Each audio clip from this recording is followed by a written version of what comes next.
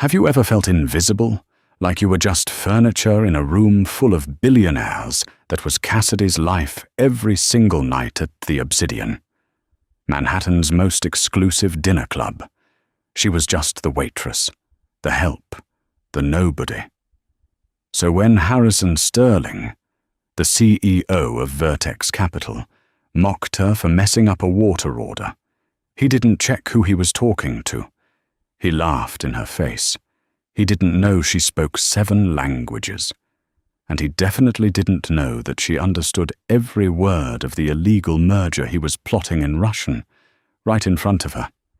This is the story of how one nobody brought down an empire with a single sentence. The Obsidian wasn't just a restaurant, it was a fortress disguised as a dining experience, located 3 floors below street level in Tribeca. It required a retina scan just to get a reservation.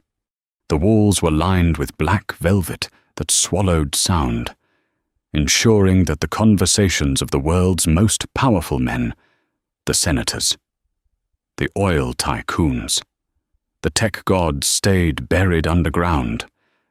Cassidy adjusted the collar of her uniform. It was stiff, intentionally uncomfortable, a reminder to stay upright and rigid. "Table 4 is yours tonight.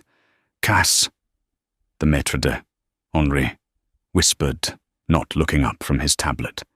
He looked stressed, sweat beaded on his upper lip, which was rare for a Tuesday. "Don't mess this up. It's Sterling." Cassidy felt a cold spike in her chest. Harrison Sterling, the CEO of Vertex Capital. The man was currently on the cover of Forbes and under investigation by the SEC, though nothing ever stuck. He was known for 2 things: his aggressive hostile takeovers and his absolute disdain for service staff. "Understood," Cassidy said.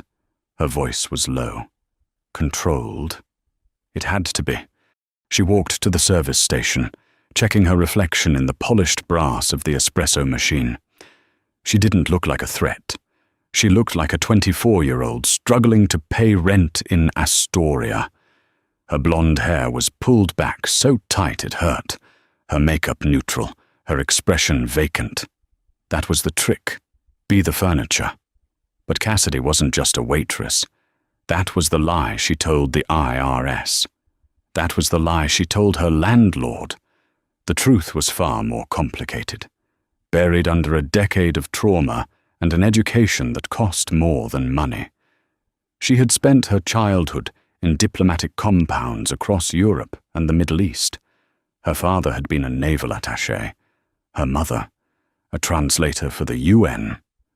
By the time Cassidy was 12, she could swear in Arabic and haggle in Mandarin. By 18, she was fluent in German, French, Italian, and Russian. She had an ear for dialect, for the subtle intonations that revealed a liar. But life had taken a sharp, cruel turn 3 years ago. Her parents died in a car accident in Zurich that the authorities refused to investigate. The money vanished. The connections dried up. Cassidy was left with nothing but her languages and a paranoia that kept her off the grid. Serving rich men at the Obsidian was the perfect cover. They never looked at her. They never saw her. Until tonight. She picked up the tray of crystal water glasses and approached table 4. Harrison Sterling was sitting with 2 other men. One was Silas Vane, a fixer known in the city for making problems disappear. The other was a man Cassidy didn't recognize immediately, a heavy-set man with a thick neck and a scar running through his eyebrow. They were laughing, loud, boisterous laughter that echoed uncomfortably in the hushed room. So I told the regulator, "If you want to see the files, you better bring a warrant and a SWAT team," Sterling bellowed, slapping the table. The men roared. Cassidy stepped into the circle of light. "Good evening, gentlemen," she said, her voice soft. "Sparkling or still?" Sterling stopped laughing. He turned his head slowly, looking at her as if she were a stain on his silk tie. He didn't answer. He just stared, letting the silence stretch, letting it become a weapon. I said, he turned back to Silas, ignoring her completely, that the deal with the Germans is dead in the water if we don't move the assets by Friday. Cassidy stood there, the heavy tray trembling slightly in her hand. She waited. Finally, Sterling flicked his wrist at her without looking. Still, and bring it cold. Last time the girl brought it room temperature. If it's room temperature, I'm buying this place just to fire you. He laughed again. It was a dry, soulless sound. Cassidy poured the water. As she leaned in, she caught the scent of Sterling's cologne, sandalwood and arrogance. Danke, the heavy-set man muttered instinctively as she filled his glass. Bitte schön, Cassidy replied automatically, her voice barely a whisper. The table went dead silent. Sterling looked up. His eyes narrowed. What did you say? I said, "You're welcome, sir," in German. He thanked me. Sterling stared at her for a long, uncomfortable second. Then, a smirk curled his lip. He looked at Silas. Look at that. The help is educated. Did you learn that from a travel brochure, sweetheart? Or did you do a semester abroad before you dropped out to carry trays? The other men snickered. I just like languages, sir, Cassidy lied, lowering her eyes. Cute. Sterling sneered. Now vanish. We have business? Cassidy retreated to the shadows near the service station. Her heart was hammering against her ribs. She should have stayed silent. Never show competence. That was rule number 1. But as she stood in the dark, watching them, her ears pricked up. Sterling leaned in. The demeanor of the table changed. The boisterous arrogance evaporated, replaced by a tense, predatory focus. And then, Sterling began to speak, but he wasn't speaking English anymore. He switched to French. Le compte doit être vidé ce soir, Sterling whispered. The account must be emptied tonight. Cassidy froze. She pretended to wipe down a wine glass, but her entire body was tuned to the frequency of their voices. Silas replied, also in French, but with a thick, clumsy American accent. Are you sure it's safe the auditors are watching the Cayman routing? Sterling scoffed. Les auditeurs cherchent des dollars. Ils ne regardent pas les roubles. The auditors are looking for dollars. They aren't looking at rubles. Cassidy's grip on the wine glass tightened. They were laundering money, massive amounts of it, and they were switching languages to hide it, assuming the help was too stupid to understand. It was the ultimate insult and the ultimate mistake. The dinner service dragged on for 2 hours. For Cassidy, it felt like walking a tightrope over a pit of vipers. She had to return to the table every 15 minutes to refill wine or clear plates. Each time she approached, the conversation would stutter and shift. They treated her like a surveillance device that they could toggle on and off. When she was within 5 feet, they spoke English innocuous talk about golf scores, sailing in the Hamptons, or the mediocrity of the lobster bisque. The moment she turned her back, the frequency changed. It was a masterclass in evasion. Sterling was the conductor. At 8:45 p.m., over the appetizer, they switched to Russian. Cassidy approached with the bread basket. The Voronoi ledger, the heavy-set man said in a low, gravelly Russian. It is too heavy. We cannot move it without triggering the alarms at Deutsche Bank. Cassidy placed the bread down. Voronoi ledger. She mentally filed the name away. It sounded like a digital ledger. Maybe crypto-based, or a physical black book. Sterling replied in Russian, his accent surprisingly polished. "Voronoi is a ghost. I paid for him to be a ghost. The algorithm is set to fragment the transaction into 4,000 micro-payments." Cassidy poured more wine, her hand steady as a surgeon's. Micro-payments. Smurfing. They were structuring the launder to avoid the $10,000 reporting threshold. "Excuse me," Cassidy said in English, interrupting Sterling mid-sentence in Russian. "Would you care for fresh cracked pepper?" "Sir." Sterling snapped his head up, annoyed. He switched instantly to English. "No. I want you to stop hovering. Go." "Apologies, sir." She walked away, her pulse racing. This wasn't just tax evasion. This was something darker. The Voronoi ledger wasn't a banking term she recognized. It sounded like a code name for a blacklist or a payoff registry. Back at the service station, Henry grabbed her arm. "Cass, you're looking pale. You okay? Sterling isn't giving you trouble, is he?"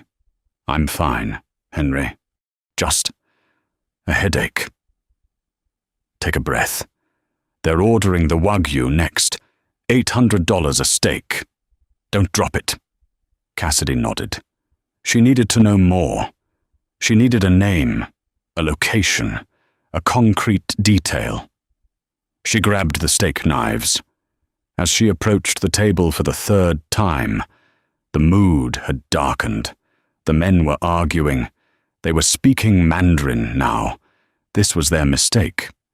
Most Westerners assumed Mandarin was impenetrable unless you were born into it. They didn't know Cassidy had spent 3 years in a boarding school in Shanghai while her father consulted for the consulate. "It's not about the money, Harrison," Silas hissed in Mandarin, struggling with the tones. "It's about the girl, the one from the merger in 2022. If she talks—" Cassidy froze mid-step. A girl, Sterling, cut him off, his Mandarin sharp and aggressive. "She won't talk. She's in a sanatorium in Bern. I pay $50,000 a month to keep her sedated.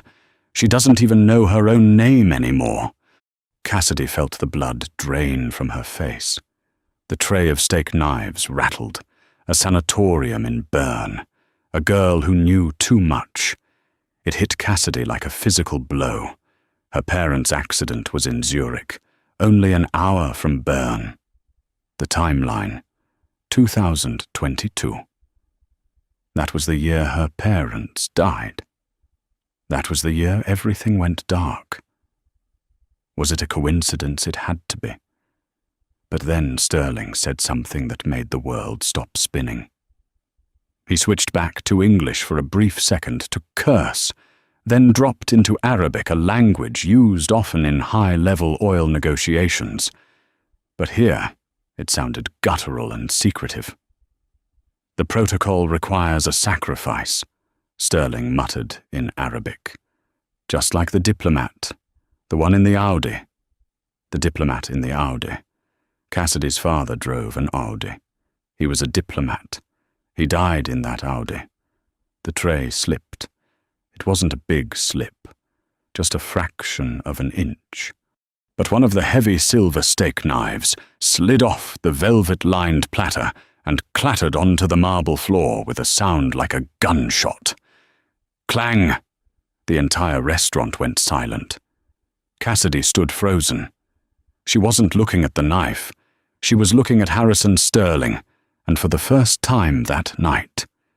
She wasn't looking at him like a waitress. She was looking at him like a predator spotting prey. Sterling looked down at the knife, then up at her. His eyes were cold, dead sharks. "You clumsy little idiot," he whispered, his voice carrying across the silent room. He stood up, napkin in hand, and took a step toward her. He towered over her. "Pick it up," he commanded. Cassidy stared at him. The rage was boiling in her, hot and blinding. He had killed them. This man. This arrogant billionaire in a $5,000 suit had ordered the hit on her father. She was sure of it. The Voronoi ledger, the diplomat, it all connected. I said, Sterling hissed, leaning into her face. Pick it up, and then get out of my sight before I have you thrown out on the street. Cassidy looked at the knife. Then she looked at Silas, who was watching with a bored expression. Then she looked back at Sterling. A plan formed in her mind, a reckless, dangerous, suicidal plan. If she walked away now, she was just a waitress who got fired. She would lose access. She would lose the intel. She would never prove it. She needed to stay. She needed to get them to talk more. She needed to make them arrogant. She squatted down, picking up the knife. She wiped it on her apron, slowly. When she stood up, she didn't apologize. She smiled. My apologies. Mr. Sterling, she said. But she didn't say it in English. She said it in Mandarin.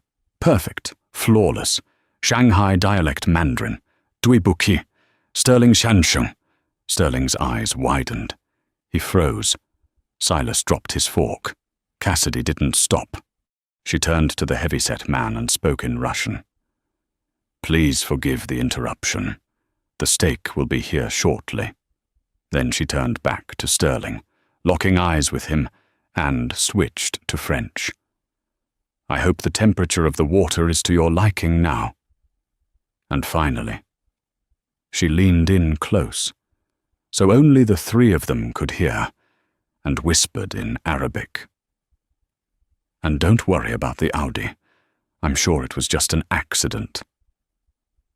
The silence at table 4 was absolute. It wasn't the silence of a library.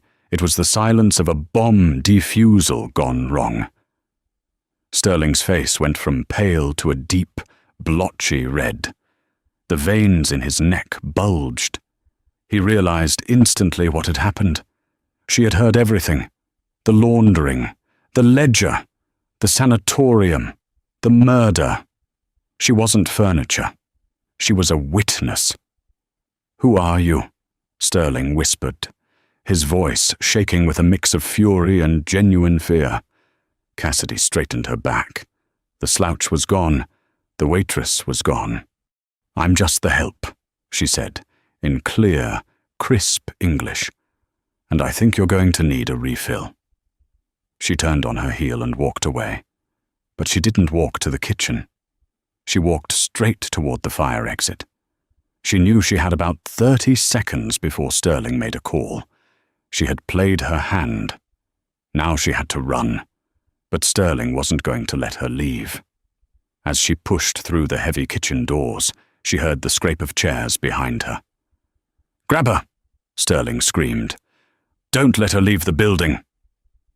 The moment the swinging doors closed behind Cassidy, the hush of the dining room shattered into the roar of the kitchen. It was a different world back here. Steam hissed from the dishwashers. Pans clattered against industrial burners, and a dozen shouting voices created a wall of sound. Cassidy didn't run. Running attracted attention.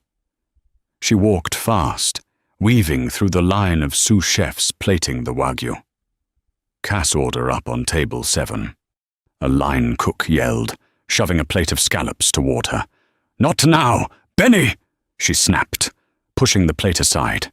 She headed straight for the rear exit, the one that led to the alley behind Greenwich Street. Her hands were shaking, but her mind was crystal clear. Adrenaline, her father used to say, is just fuel. Burn it, or it burns you. She reached the heavy steel door of the exit and shoved the panic bar. It didn't budge. She shoved it again. Harder. Nothing. "Locked," a voice said behind her. Cassidy spun around. It was Marco, the head dishwasher. He was a giant of a man, an Ecuadorian immigrant with forearms the size of tree trunks and a heart of gold. He was scrubbing a pot, not looking at her. "What do you mean, locked?" Cassidy hissed. "The fire code. Manager locked it 5 minutes ago," Marco said, nodding toward the security camera in the corner. "Said there was a security threat in the building. Electronic lockdown. Nobody leaves. Nobody enters." Cassidy's stomach dropped. Sterling was faster than she thought. He had the building wired. He wasn't just a CEO. He was a paranoid king in his own castle. He had locked them all in with him. The double doors at the front of the kitchen, the ones she had just come through, burst open. The kitchen went silent. Even the sizzling of the pans seemed to stop. Silas Vane stood in the doorway. He wasn't holding a weapon, not openly, but the way he stood, legs apart, scanning the room, screamed violence. Behind him were 2 members of the restaurant's private security detail, looking confused and terrified. "Where is she?" Silas asked. His voice was calm, but it carried over the vents. The executive chef, a fiery Frenchman named Jean-Luc, who tolerated no interlopers in his domain, stepped forward, wiping his hands on a towel. "Get out of my kitchen," Jean-Luc barked. "We are in the weeds. I don't care who you are." Silas didn't even look at him. He walked straight past the chef, his eyes scanning the faces of the staff. He was looking for the blonde ponytail. He was looking for the witness. Cassidy ducked behind a towering rack of drying pots. She was trapped. The back door was sealed. The front door was blocked by Vane. She needed to disappear. She looked at Marco. He was still scrubbing, but his eyes were on her. He saw her fear. He didn't know why she was hiding, but he knew the men in suits were the enemy. In the service industry, the suits were always the enemy. Marco subtly kicked a bucket of soapy water across the floor, creating a massive, slippery hazard between Silas and the pot rack.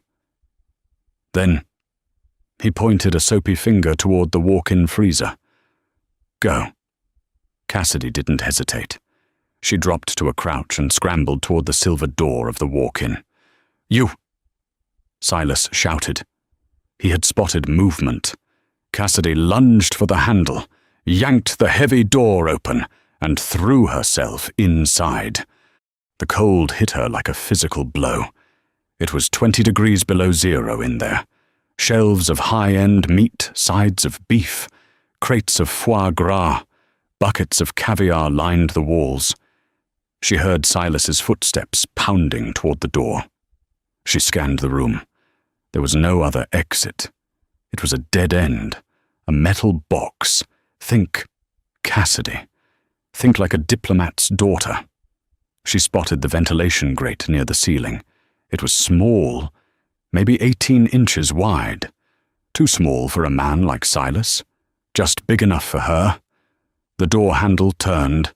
Cassidy grabbed a frozen side of beef hanging from a hook, a massive 60-pound rib cage, and swung it with all her might toward the door. Just as it opened, thud! The frozen meat slammed into Silas Vane's chest as he stepped in. The impact knocked the wind out of him and sent him staggering back into the kitchen, slipping on Marco's soapy puddle. He went down hard, his head cracking against the tile floor. Cassidy didn't wait to see if he was conscious. She slammed the freezer door shut and threw the internal latch. It wouldn't hold them for long, maybe 2 minutes before they shot the lock off, but it was enough. She dragged a crate of frozen lobster tails to the wall and climbed up to the vent. Her fingers clawed at the screws. They were loose. Thank God for deferred maintenance. She kicked the grate in. It clattered into the ductwork. She pulled herself up, wriggling into the tight, greasy darkness of the ventilation shaft. Below her, she heard the freezer door shudder. They were ramming it. "She's in the vents!"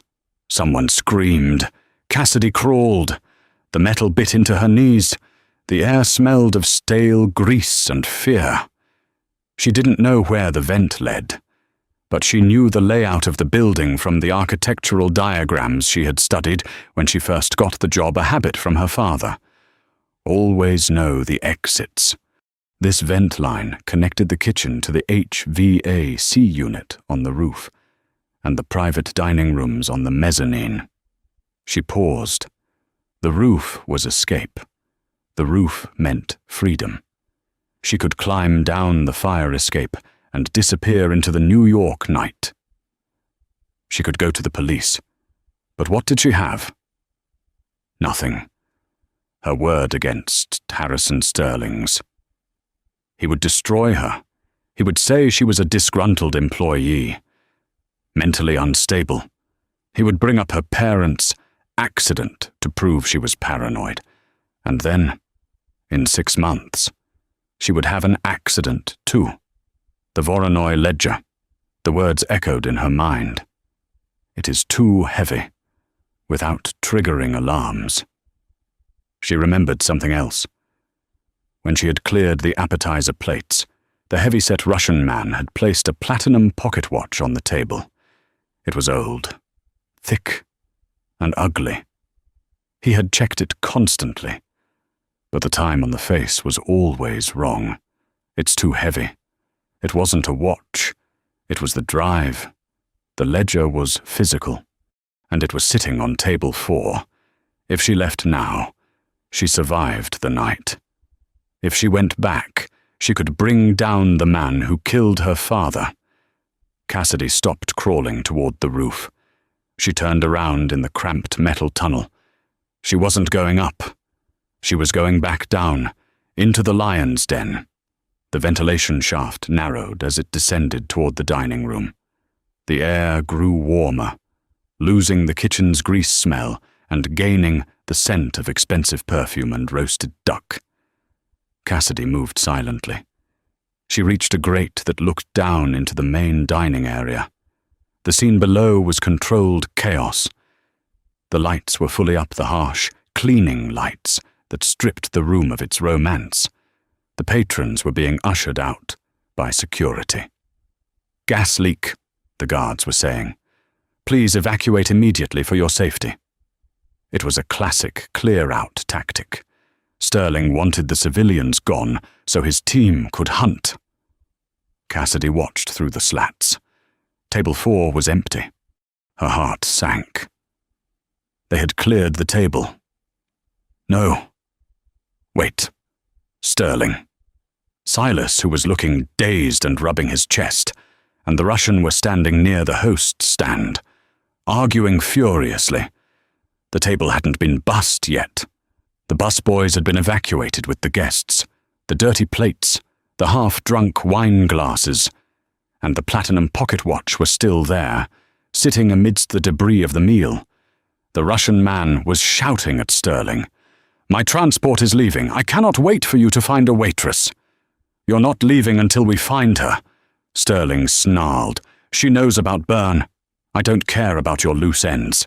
Harrison, I need the ledger in the vault by midnight. The ledger stays here until the area is secure," Sterling yelled.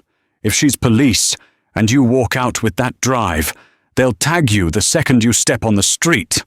Leave it. We retrieve it once she's dead." The Russian cursed, spat on the floor, and stormed toward the exit, leaving the watch on the table. Sterling turned to Silas. "Sweep the basement. I'll check the perimeter. Nobody touches that table until I say so." They split up. The room was empty. Cassidy stared down at the watch. It was 30 feet away from the vent opening. She kicked the grate. It was screwed tight. She couldn't get out this way. She had to go back to the service corridor and come out through the bar. She shimmied backward, her uniform torn, her knees bleeding. She reached the junction and slid down the vertical shaft that dumped into the linen closet behind the bar. She landed in a pile of dirty tablecloths. She scrambled out, gasping for air. She peeked around the corner of the bar. The dining room was empty. The silence was back, heavy and menacing. The gas leak excuse had worked. The place was a ghost town. Table 4 was an island in the center of the room. The platinum watch glinted under the harsh cleaning lights. Cassidy took a step. Creak. The floorboard behind the bar groaned. She froze. Nothing happened. She sprinted. She didn't try to be stealthy. She went for speed. She vaulted over the bar, her sneakers squeaking on the polished wood. She ran toward table 4. 10 feet. 5 feet. She reached the table. Her hand closed around the heavy, cold metal of the platinum watch. "I knew you were greedy." The voice came from the shadows of the private dining alcove. Booth 1. Cassidy spun around, clutching the watch to her chest. Harrison Sterling stepped out of the darkness. He was holding a pistol. It was a sleek, black, silhouetted weapon that looked terrifyingly at home in his manicured hand. He hadn't gone to check the perimeter. He had baited the trap. "I figured you'd come back," Sterling said, walking slowly toward her. He didn't look angry anymore. He looked amused. "You're not just a waitress, are you? The way you moved in the kitchen, the languages. You're an operative. Who sent you? The CIAMI6? Or are you just corporate espionage?" Cassidy backed up until her legs hit table 4. She was trapped. "I'm nobody," she said, her voice steady, despite the gun pointed at her heart. "I'm just the girl whose father you murdered in an Audi in Zurich." Sterling stopped. A flicker of recognition passed over his face. He tilted his head. "The diplomat," he murmured. "Arthur Vance. That was his name, wasn't it?" "Yes," Cassidy whispered. Sterling chuckled. "He wasn't murdered. My dear, he was removed. He was asking questions about the Voronoi account. Just like you." He raised the gun. "Give me the watch." "Cassidy, and I'll make it quick. You won't end up in a sanatorium like the other one. I promise." Cassidy gripped the watch so hard the metal cut into her palm. She looked at the gun. Then she looked at Sterling. She had one card left to play. It was a bluff. A desperate, insane bluff. "You can't shoot me," she said. "And why is that?" Sterling asked, cocking the hammer. "Because," Cassidy said, lifting her chin, "I didn't just listen to your conversation tonight. I recorded it." Sterling's eyes narrowed. "You're lying. You were carrying a tray. You had no wire." "Didn't I?" Cassidy bluffed. "My phone. It's been on voice memo in my apron pocket since you ordered the water. It's uploading to a cloud server right now. If my heart stops, the dead man switch emails the link to the New York Times, the FBI, and the SEC." It was a lie. Her phone was in her locker in the break room. She had nothing. But Sterling hesitated. Just for a fraction of a second. The modern billionaire's greatest fear, the cloud. "Check your phone. Harrison," Cassidy taunted, channeling every ounce of confidence she had left. "See if I'm bluffing, or pull the trigger and lose your empire." Sterling stared at her. The gun didn't waver, but his confidence did. He was a man of calculation. He weighed risks. "You're lying," he said again, but with less conviction. "Am I?" Cassidy smiled. It was a terrifying, broken smile. "Do you want to bet your life on it? Because I've already lost everything. I have nothing to lose. You have everything." Sterling took a hand off the gun to reach for his own phone, presumably to check for signal or network activity. It was the opening she needed. Cassidy grabbed the wine bottle from table 4, a heavy, half-full bottle of Cabernet, and hurled it, not at Sterling. She threw it at the fire alarm pull station on the wall behind him. The bottle smashed against the red box, shattering glass and triggering the lever. Clang, clang, clang, clang! The fire alarm shrieked. It was deafening. But more importantly, the sprinkler system engaged. Water filthy. Stagnant sprinkler water erupted from the ceiling in a torrent. Sterling flinched, looking up as the black water drenched his suit. The gun slipped in his wet hand. Cassidy ran. She didn't run for the exit. She ran for Sterling. She lowered her shoulder and tackled him. The billionaire wasn't ready for a street fight. He went down, the gun skittering across the wet floor. Cassidy scrambled over him, knees in his chest, driving the air out of his lungs. She wasn't trying to kill him. She was trying to get away. She pushed off him, grabbed the gun from the floor, and pointed it at his face. Sterling froze, water dripping from his nose, his eyes wide with shock. "Don't!" he gasped. Cassidy stood over him, the water soaking her uniform, the platinum watch in one hand, the gun in the other. She looked like an avenging angel rising from a flood. "This is for the Audi." She spit at him. She didn't shoot. She turned and sprinted for the front door. The sprinklers had unlocked the magnetic seals on the exits, a safety fail-safe. Cassidy burst out onto the street. The cool night air of Tribeca hit her. She was soaked, shivering, and holding a gun. Sirens were already wailing in the distance, the fire department responding to the alarm. She shoved the gun into a trash can. She shoved the watch into her bra. She merged into the crowd of confused pedestrians gathering to watch the fire at the Obsidian. She was invisible again, but as she walked away, blending into the New York night, she knew it wasn't over. She had the ledger. She had the proof. But Sterling was alive. And now, he knew her name. Her phone vibrated in her back pocket, wet. She had left her phone in the locker. She froze. She reached into her back pocket. There was a phone there, but it wasn't hers. It was a sleek, satellite phone. She must have swiped it from the table when she grabbed the watch. She hadn't even realized she'd done it. The phone rang. The caller ID didn't show a number. It just said, Voronoi. Cassidy stared at the screen. The rain mixed with the sprinkler water on her face. She answered. "Hello." A synthesized voice, cold and mechanical, spoke on the other end. "You have taken my property. Cassidy Vance, you have 24 hours to return the ledger, or I will finish what I started in Zurich." The line went dead.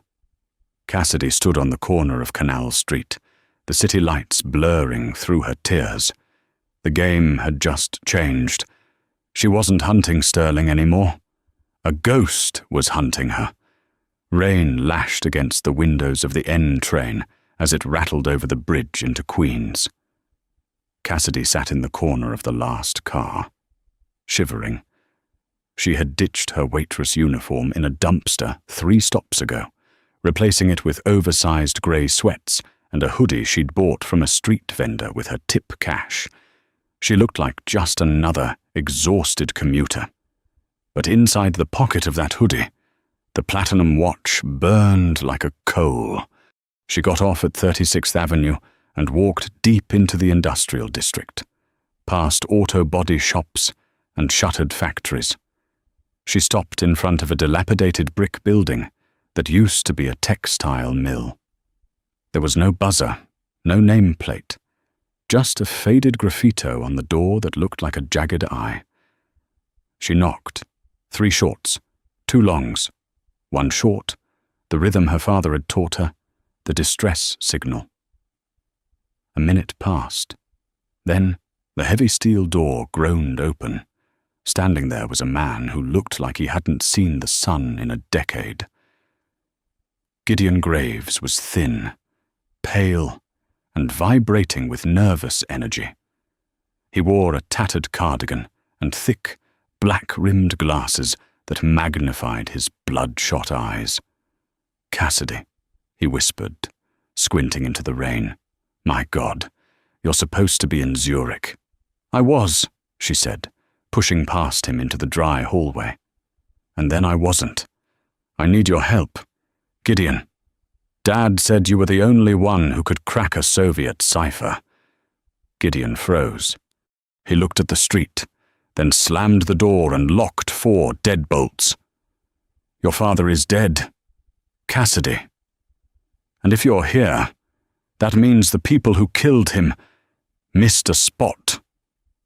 He led her down a labyrinth of hallways to his sanctuary. It was a room entirely lined with copper mesh, a homemade Faraday cage designed to block all electronic signals. Inside, banks of servers hummed, their blue lights reflecting off the mesh walls. It smelled of ozone and stale coffee. "Show me," Gideon said, extending a trembling hand. Cassidy pulled out the watch. Gideon's eyes widened. He took it gingerly, carrying it to a workbench cluttered with micro-soldering tools. He popped the back of the case with a jeweler's loop. "It's not a watch," he muttered. "It's a kinetic drive. See this flywheel? It powers an encrypted, solid-state drive. You have to keep it moving to keep the data accessible. If it stops for more than an hour, it wipes itself." Cassidy's blood ran cold. "How long has it been?" "Maybe 40 minutes since you stopped running."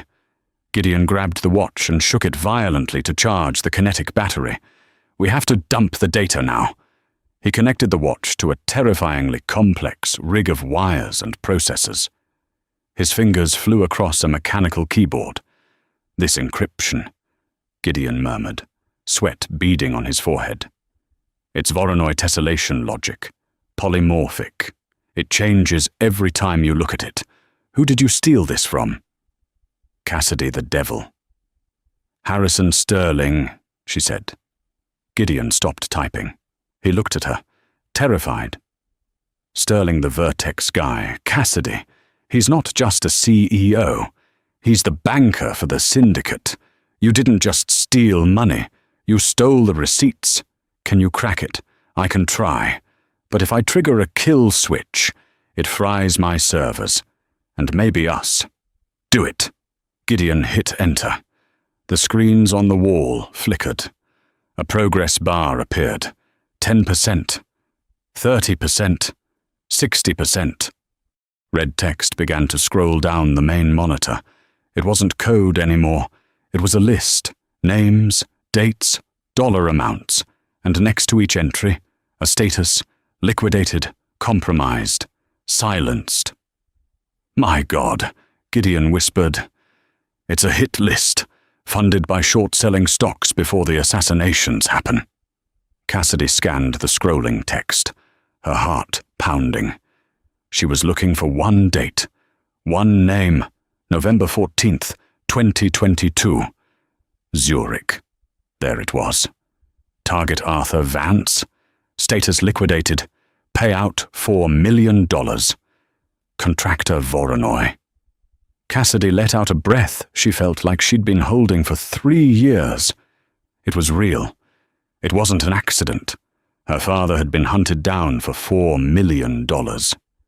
"Who is Voronoi?" Cassidy asked, her voice trembling with rage. "Is it a person? A group?" Gideon was staring at the screen, his face pale. He pointed to the bottom of the file structure. "It's not a who, Cassidy. It's a where." He clicked on a folder labeled VORONI_ORIGIN. A blueprint opened up. It was a schematic for a massive underground server farm located in the Swiss Alps. But it wasn't just a server farm. It was a fortress. "The sanatorium," Cassidy whispered. Sterling mentioned a sanatorium in Bern. "It's a data haven," Gideon said, his voice hushed. "They hide the servers in the basement of a psychiatric facility. The perfect cover. High security. Medical privacy laws. Nobody looks in the basement of a madhouse."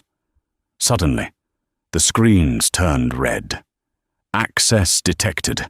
Trace initiated." "They found us!" Gideon yelled, ripping the cables out of the watch. The drive has a beacon. As soon as we decrypted it, it pinged the satellite.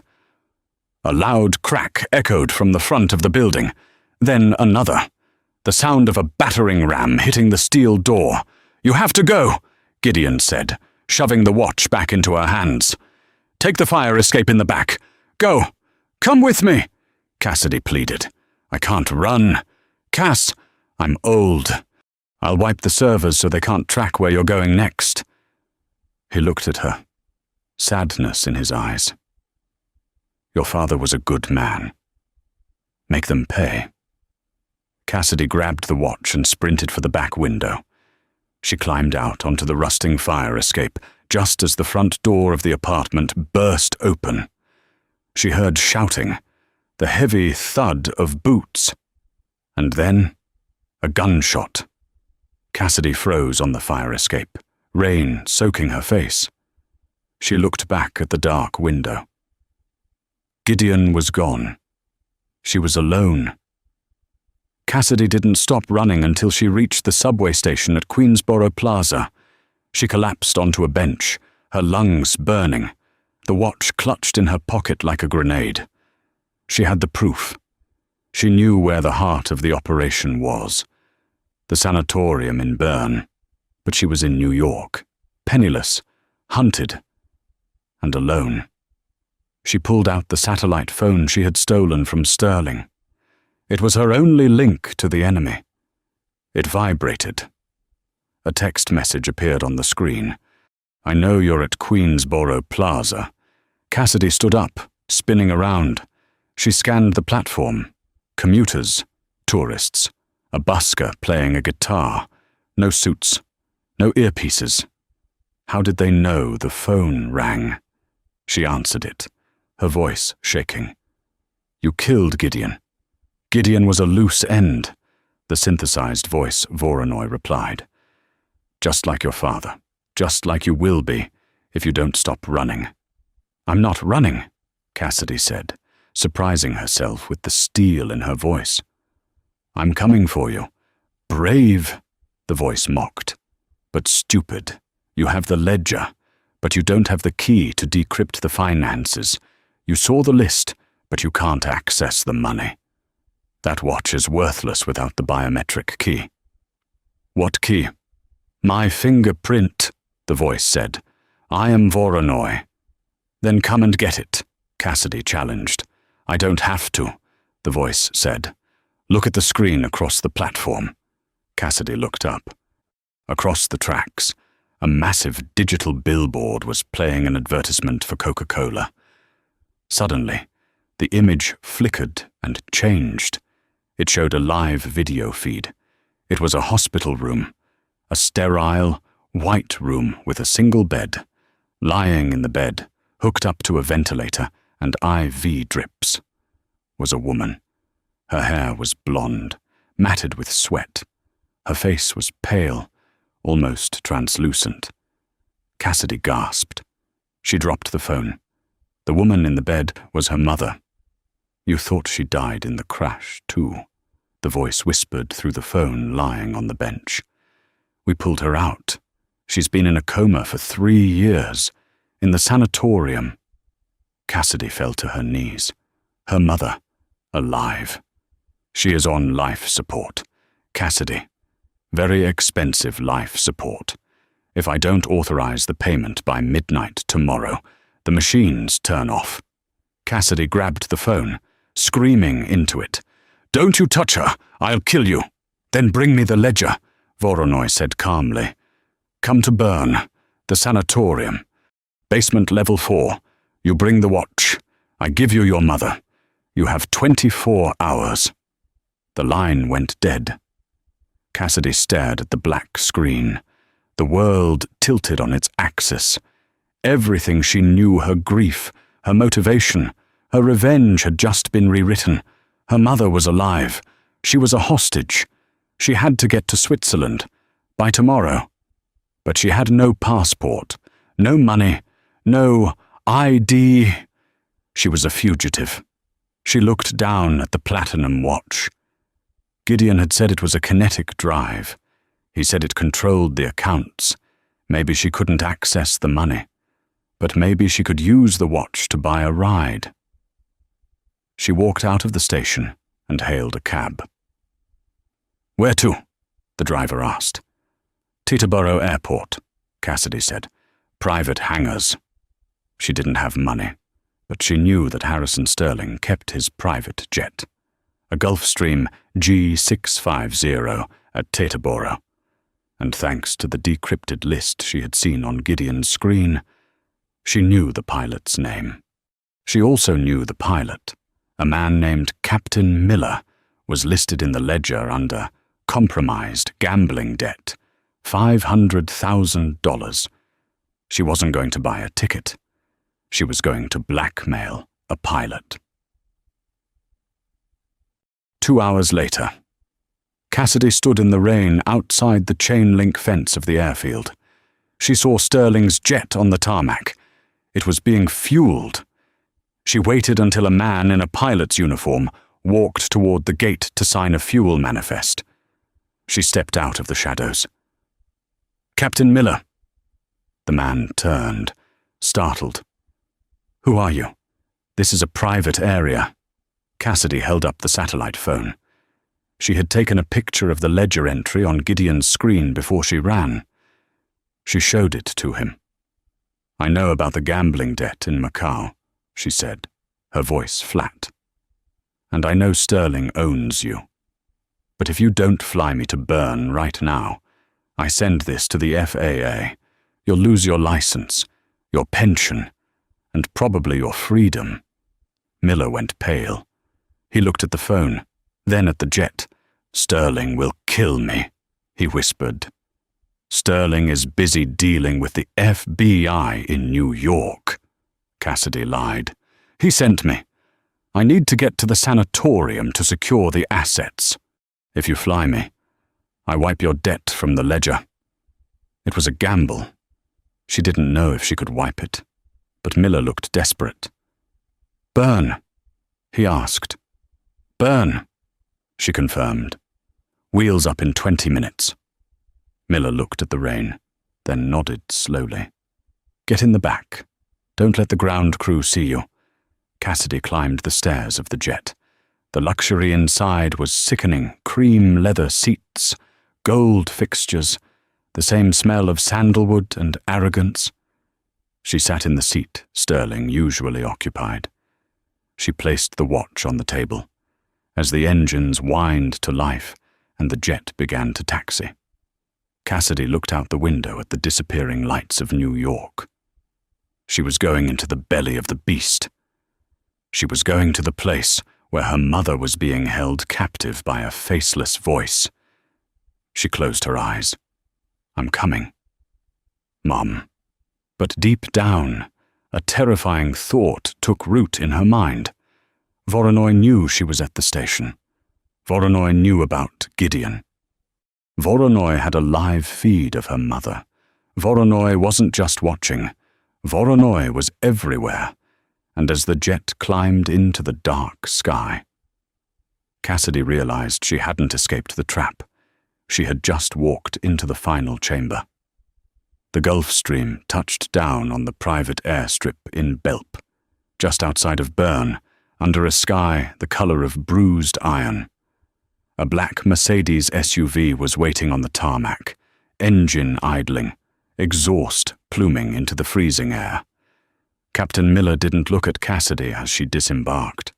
He just stared at his hands, knowing he had just ferried a ghost into a graveyard. Cassidy climbed into the back of the SUV. The driver, a silent man with a military haircut, didn't ask for directions. He knew where she was going. Everyone in this loop knew. They drove in silence up the winding mountain roads. The scenery was breathtaking snow-capped pines, jagged peaks, the pristine isolation of the Swiss Alps. But to Cassidy, it looked like the walls of a prison. They arrived at the Eidolon Institute. It didn't look like a sanatorium. It looked like a Bond villain's fortress carved into the side of the mountain. Glass, steel, and concrete jutted out over a precipice. There were no fences, just sheer cliffs and cameras. The car stopped. The driver opened her door. "Level 4, he said. "They are waiting." Cassidy walked into the lobby. It was silent, smelling of antiseptic and money. A nurse at the front desk nodded to her and pressed a buzzer. The heavy steel doors to the elevator bank slid open. Cassidy stepped inside. There were no buttons. The elevator simply began to descend. Down, past the guest rooms, past the medical wards, past the basement. It stopped at sub-level 4. The doors opened into a cavernous server room. It was freezing cold, kept at near zero temperatures to cool the rows of towering black server racks that hummed like a hive of angry hornets. This was the brain of the operation. This was Voronoi. In the center of the room, surrounded by screens, was a glass-walled observation deck. Cassidy walked toward it, her footsteps echoing on the metal grating. She gripped the platinum watch in her pocket. It was her leverage, her bomb.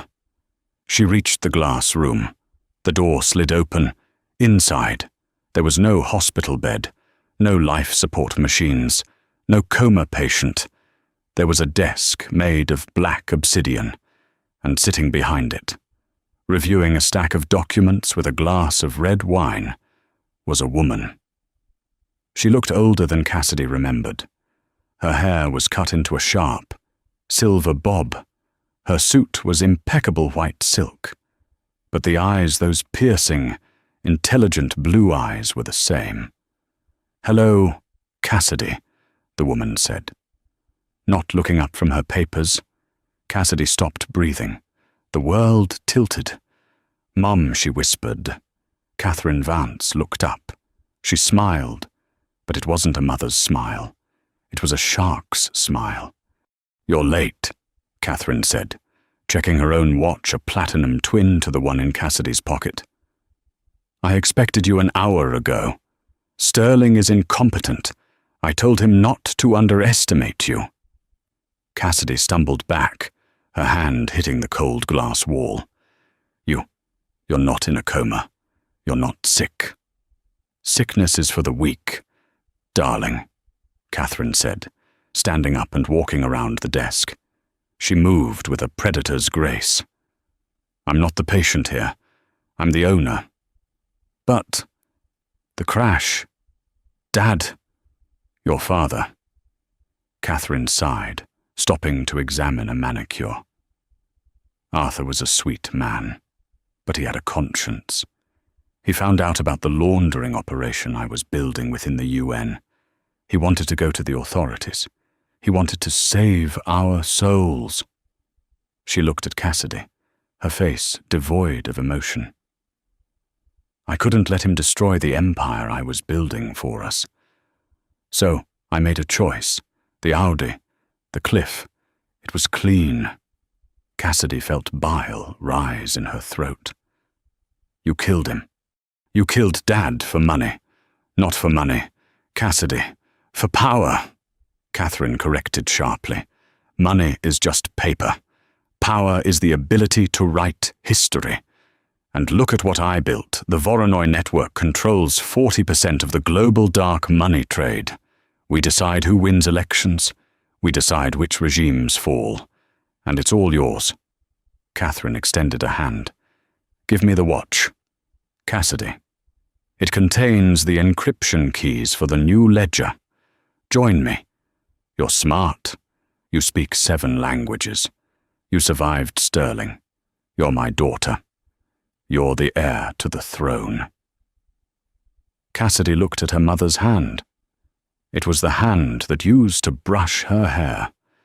It was the hand that signed her father's death warrant. "You're Voronoi," Cassidy realized. "The ghost. It wasn't a place. It was you." "We are Voronoi," Catherine corrected. "Take your place beside me." Cassidy pulled the platinum watch from her pocket. The heavy metal felt warm in her hand. "You're right, Mum," Cassidy said softly. "I am your daughter." Catherine smiled, triumphant. Good girl. But I'm also Arthur's daughter, Cassidy added, her voice hardening into diamond. She didn't hand the watch over.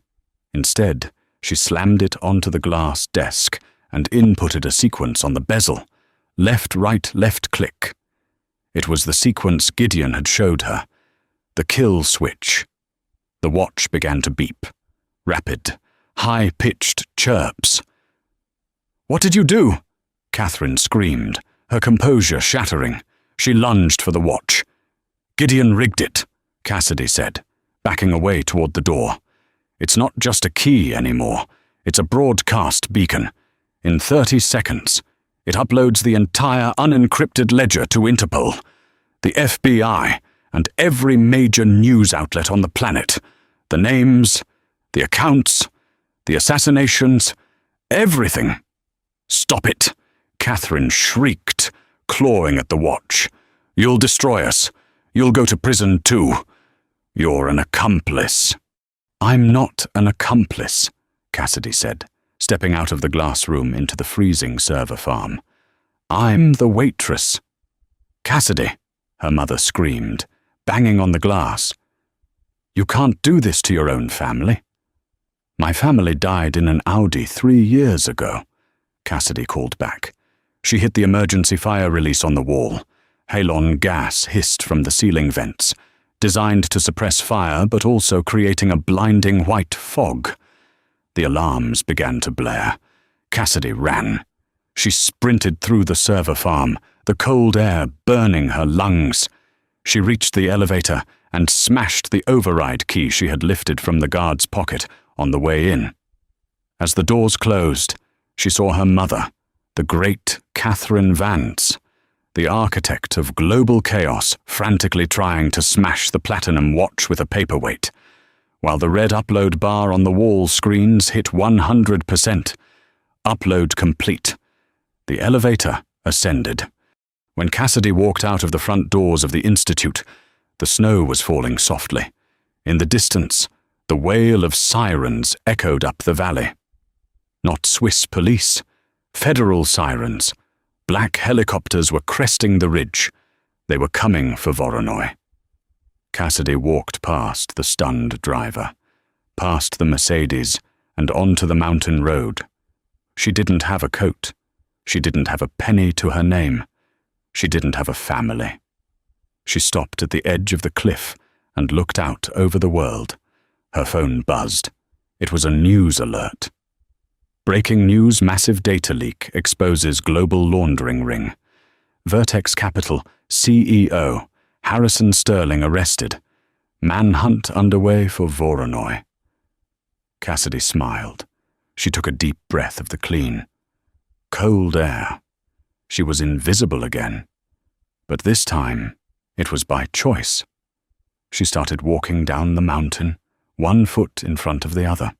She had 7 languages to speak and a whole world to see, and she was never going to serve anyone ever again. And that is how Cassidy Vance, the nobody waitress at table 4, took down a global empire with a platinum watch and a memory for languages. They thought she was just part of the scenery, but she turned out to be the architect of their destruction. It just goes to prove, be careful who you ignore. The person refilling your water glass might just be the one writing your history. If this story kept you on the edge of your seat, hit that like button and subscribe for more tales of revenge and redemption. And tell me in the comments below, if you found a watch worth billions, would you keep it, or would you burn it all down like Cassidy? I'll see you in the next video.